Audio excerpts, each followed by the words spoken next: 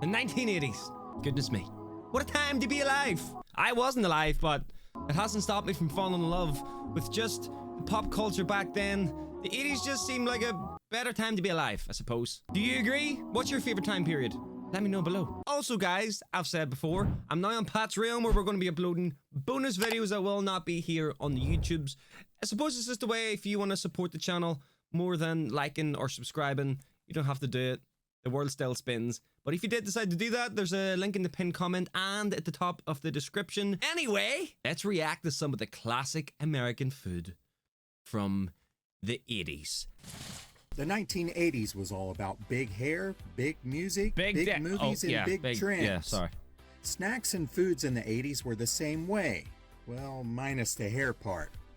People still enjoyed items from previous decades, but there were some new things. What is that? This video will discuss some of the foods that helped shape the 80s. Oh, this is gonna be cool, bro. Some of these are still around, and this might just bring a lot of you guys back. This might bring a lot of you guys back. Nostalgia about to hit you. Just warning you. Them are long gone. There are very few kids who don't like pudding, but there is actually something better than plain pudding. Frozen pudding. I don't know. Oh, I don't know about that one. Did I say I don't know about this one? Because I don't know. I don't know. What do you guys think? Nah. I never tried this, and I never would, but did any of you guys try this? Let me know. Companies had recipes on how you can make pudding pops way back in the 60s. However, you'll never guess our deep, dark, delicious secret. What is it? What's this? It wasn't until 1979 when General Foods decided to give it a try themselves. They released Jell-O pudding pops, and thanks to a famous spokesman named Bill Cosby, they really took off in the 1980s. They came in chocolate, vanilla, and chocolate and vanilla swirl. These delicious popsicles remained popular until they were discontinued in the 1990s. Somehow, they just weren't making a profit off of these tasty treats. I wonder why. Looks stinking. One of the 80s coolest snack bars was the Peanut Butter Bopper, which came out in 1985 by General Mills. Originally, they... You tell me right now if I bite into that, there's going to be creamy peanut butter on the inside? Oh, God. Okay. They were available in fudge chip, honey crisp, peanut butter, and by 1986 they added fudge graham and cookie crunch to the lineup. Sorry for pausing again, guys. Sorry for pausing. So I said previously that I would love if you guys wanted to send me any snacks or food to try on for a video. If you do want to do that, if it's possible to like either message me on a social media somewhere or send me an email, I'll pop my email up on screen right now and I'll get in contact with you and I'll tell you exactly where you can send stuff to. Okay, deal? All right. Ours had a soft, creamy center made of real peanut butter that would melt in your mouth. Oh. The outside was where all the crunchy flavors were at. Within 90 days of their release, they captured 9% of the snack market. Sadly, these are no longer available in the grocery stores. Why? If you were a cookie lover in the 80s, then there's a good chance you tried the Keebler Magic Middles. Kids everywhere seem to have them in their lunch boxes. These were shortbread cookies with either fudge or peanut butter filling in the center. Despite their popularity, they were discontinued so they could use the equipment that manufactured them for another item. People have been wanting these to relaunch for years, and there's even a Facebook page that's dedicated to make it happen. I'm pretty sure we have something like that over here. Are still missing in action. The 1980s saw a full-blown war going on with sodas. Coca-Cola is one of the most successful soda companies in the world. The brand is recognized almost all over the world, but in the 1980s, the company experimented with some new products. Coca-Cola already had a Diet Cola named Tab. Didn't they put cocaine in it? Wasn't there cocaine in Coca-Cola, or am I dreaming, or what is going on? Which was popular, but in 1982 they came out with Diet Coke. This contained artificial sweeteners instead of sugar, and it took over the market by storm. A year later, they came out with caffeine-free Diet Coke, and this was also highly successful. Wait, that's just Coke Zero today, right? Oh my goodness. I thought Coke Zero was a brand new thing, but it actually brought out in the 80s. Holy. Success of the Diet Cokes, they began to wonder if they could improve the original formula. Coca-Cola had been losing sales to diet drinks as well as other non-cola beverages. Pepsi was also coming on strong in the 80s with some brilliant advertising. Then came the Wait, blind wait, wait, taste wait, test, wait. which Nah, showed nah, that nah, the nah. drinks as well as other non-cola That is not brilliant advertising, bro. beverages. Pepsi was also coming on strong in the 80s with some brilliant What is happening? advertising. So Coke went to work and came out with a new formula, and they called it What New do you guys think? Pepsi or cola? Let me know. Coke. It launched on April 23rd, 1985, and made big news. Initially, the sales were good, but then quickly sales went back down to the way they were, and the public demanded the classic formula be brought back. Manny said the new Coke tasted like Pepsi, and even Pepsi ran ads with people saying, "I know why Coke did it now." On July 11th, 1985, Coca-Cola executives announced the return of the original formula. The Netflix show Stranger Things, which takes place in the 80s, featured new Coke, and it brought it back for a little bit, but it has since faded away into soda history. Soda history. Keeping with sodas, there were also a couple others worth mentioning. Hubba Bubba Bubblegum decided to get in on the soda game for a while, and then another soda came in on the action and did quite well. Jolt Cola. All the sugar and twice the caffeine.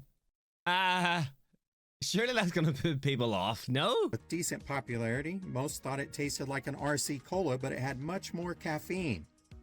Eventually, the popularity of these two sodas faded, but occasionally you can still find a Jolt Cola.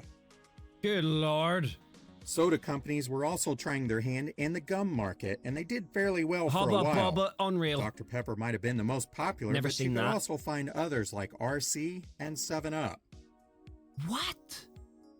Hershey Bar None was a chocolate bar that was released in California in 1986, and it went nationwide in 1987. The original formula was a cocoa wafer, chocolate filling, peanuts, and a milk chocolate coating. In 1992, the product was reformulated into 2 wafers with chocolate coating, peanuts, and caramel. It was discontinued in 1997 with little fanfare, but you Can can you still imagine how nice it would be to work in a chocolate factory, though? Just walking in every morning and all you see is just chocolate everywhere. Oh my, I feel like I'd probably get fired, bro. I'd probably jump into the machines. find it sold Absolutely in no Mexico. clothes on. Do you remember Tato skins made by Keebler? They were released in the mid-'80s, and they were made from potato peels. Eventually, they added cheddar Isn't cheese that and just bacon, crisps? sour cream and chives, and barbecue by the later part of the 80s. These snacks by Keebler are long gone, but there are some similar Isn't that ones just made by a chips? restaurant chain named TGIF. The 1980s saw some products that were completely different, and fruit roll-ups were definitely one of those. They were made by Fruit Corners and can still be found in supermarkets today. But the company also had another product they introduced in 1986 called Fruit Wrinkles. These were pieces of wrinkled fruit that came in little packages. They sort of rode in on the coattails of the popular California raisins that were all over the place in the mid-1980s. Kids everywhere were singing the song, wearing the shirts, and collecting the figures, as well as various other types of merchandise. Were you a fan of Hostess pudding pies? These came in chocolate and vanilla. Oh, I don't know about that. I don't know about that one, though. That looks too much. I feel like there's too much chocolate going on. What size is that? 5 ounce? Is that an actual pie? Good lord, I don't know about that. Were quite popular for a while because they were so different. I don't They know have about been that one. discontinued by Hostess, but there are some other lesser-known bakery brands that still make them. What do you guys think on that one? I feel like there's Bonkers too was much a chocolate, popular isn't there? candy that was introduced in the mid-1980s by Nabisco. Uh-huh. If you remember the commercials, they feature people who would have giant fruit fall and bonk them on the head. They came in assorted fruit flavors as well as chocolate. They seemed sort of like a piece of gum, but it was actually a chewy piece of candy. The product is no longer sold, but there have been constant rumors of its comeback. Oh, it's coming back? In Oh, 1983, Cheetos released a new flavor of their popular snack. It was bacon flavored, and it was released in the Crunchy and the Puffs.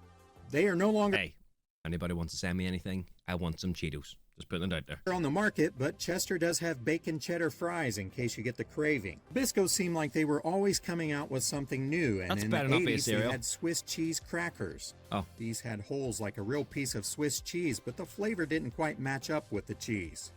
They were still cheesy, crisp, and delicious though. They have been discontinued, but occasionally you'll see some other brands that have something similar. Wait, they're quite popular here. Not those that In exact brand, but 1984, PepsiCo crackers, like- introduced Slice, which was a soft drink made with real fruit juice. Well, a small percentage mean- of fruit juice anyways. that just looks like it's taking the piss out of Sprite, though, doesn't it?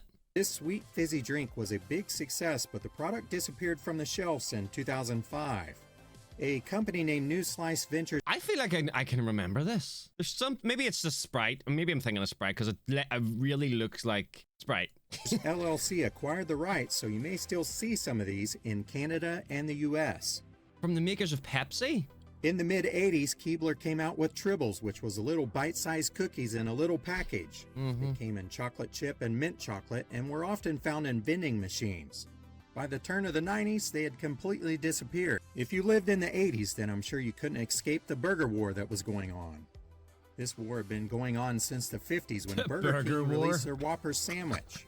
But Wendy's came on strong with a line of commercials that used the slogan, "Where's the beef?" McDonald's was still trying to crush out the competition. In 1984, they released the McDLT. It came in a unique styrofoam package that kept one side hot and the other side cool. The bottom bun had the meat on one side, and the other side had the top bun, lettuce, tomato, cheese, pickles, and sauces. The consumer would then combine the two for a fresher taste. Why? This burger became really popular, but With a McDonald's fresher, I suppose it would, but like, just get the fucking burger on top. Stop all this messing about. No one gives a shit. They want convenience. They want to get food, not have to put the bloody thing together. Okay? They want it ready to go. discontinued it in late 1990 because of the styrofoam packaging. The 80s also saw its share of cereals that were connected with movies Bro, or why does he have a... It's an unfortunate... What's going on here? Okay. shows. Remember C-3POs by Kellogg's? C-3POs? It was launched in 1984, about a year after the movie Return of the Jedi came out. Nah. Rainbow Bright had her own cereal, and it was made by Ralston.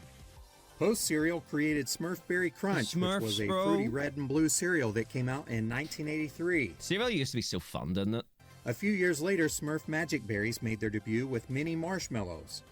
Even Nintendo got in on the cereal market in the late 80s. No way. That's so cool. Do you know what I mean? The 80s was just better. Their 2-in-1 Super Mario Brothers Look at and that. Zelda-themed cereal. Keeping on the topic of cereals, you may remember Dinky Donuts cereal, which was that's released quite in smart. 1980 by Ralston Purina. Because they're all really little Commercials donuts. featured kids in suits and business attire who acted like executives, giving expert opinions on the cereal. In the early 80s, Kellogg's came out with Banana Frosted Flakes, which were sweet, but it never quite caught on, and it only lasted on the shelves for about 3 years. But the 80s did see some successful cereals released. General Mills introduced Cinnamon Toast Crunch in 1984, and America has been eating this crunchy cereal ever since. Still going? Not only did Tops make What the is bubble that? gum in your baseball cards or Garbage Pail Kids cards, Is it a but they wafer? also made the gum that came in the little juice cartons. There was no kid in the 80s that could resist these. They came in different flavors like grape, are they? orange, and apple. The flavor was incredible for about 30 seconds, and then you would have to chow on more until you had the whole carton gone in about 2 minutes. It's possible that these little juice cartons can be found somewhere, but it's certainly not as popular with That's kids so today cool. as it was in the early 80s. Perhaps one of the greatest things in the 1980s was the Oreo Big Stuff. It was a humongous Oreo cookie that was about 10 times the size of a normal one. It was introduced in 1984 and it was sold in a box of 10. It was on the market for about 7 years before it was discontinued. Since that time, Oreo has always experimented with different cookies. Oreo experimented You guys with remember these? Like, little vouchers and stuff at the bottom of magazines and newspapers and stuff that you had to literally send away and then get, like, the voucher sent out to you? Oh, that's crazy. different cookies. Oreo, if you're listening, I think it might be time for a comeback on this big cookie. Bring it back! During the 80s, the McDLT wasn't the only experiment McDonald's had. In 1981, they released the McRib, and it has been on and off the menus ever since. What? There's no way there's bones in that. McRib? Oh, boneless. Okay, bold red writing at him. Okay, sorry, my bad. It's not actually a rib, but rather processed pork meat covered in barbecue sauce Oh, there in you a go. bun. People usually get excited when the sandwich returns. I want one. In 1983, McDonald's also released the Chicken McNuggets. These deep-fried pieces of chicken have been on the menu ever since, and almost Beautiful. every kid has eaten them at one time. But they're only really good when you have a dip. See, if you eat them bad boys with no dip or nothing, straight in raw dog in it, tastes like shit. Just putting it out there. Or another. It's certainly now a classic from the Golden Arches. Hot Pockets are a microwavable pastry with fillings such as ham and cheese or pepperoni pizza. Oh my But God, do you I remember need them one. hitting the frozen food aisle I in need 1983? They quickly became the snack Oh. food of choice for kids after school, college students, and overworked parents. Most people have probably tried My one mouth at some point, is and there watering. are many different flavors on the Water. market today. Shit. I need food. Reese's Pieces were not new in the 1980s. The tiny peanut butter candy pieces made their debut in 1978, but it was the 80s when they really took off. More specifically, it was 1982 following the release of the movie E.T. by Steven Spielberg. Within weeks of its release, sales shot up by 65%. Legend has it that Yo, Mark shout out to E.T., brother. Shout was out. offered the opportunity with M&M's to be featured in the film first, but they declined the offer. If that's true, I'm sure they were kicking themselves. E.T.'s favorite candy. Nice. Doritos were certainly not new in the 1980s. In fact, they have their roots in the 1960s. Is that the packaging? Oh my goodness. It guarantees until 7 days after the date shown on the front of the package, fresh product when the package is first opened or so they're only fresh for 7. That's actually probably longer than some stuff today, to be fair. But in 1986, Cool Ranch Doritos were released to the public. This new flavor was completely different than anything else on the market. Even today, these tasty chips still have no problem selling. Love it. Giggles were cookies made by Nabisco, and they were introduced in the 80s, but they were only sold for about a decade. These were shortbread cookies filled with fudge and vanilla cream. In a way, they were like Oreos, but Giggles had silly faces on them that would make you, well, giggle. The 1980s saw a lot of different food come and go throughout the decade and even after. Donkey But Kong! many of the different foods are here to stay, and they are just as Oh popular my God, I remember those. I remember nerds, bro. now as they were back Nice. then. I hope you enjoyed this little walk down I did memory enjoy lane it. Thank you as so much we for creating the took a video. closer Appreciate it. Talk to me. Talk to me. What do you guys think? Huh? What do you guys think? What was your favorite snack in that video? Did it bring you back? Let me know. Give me some stories below. Thank you for watching. Peace.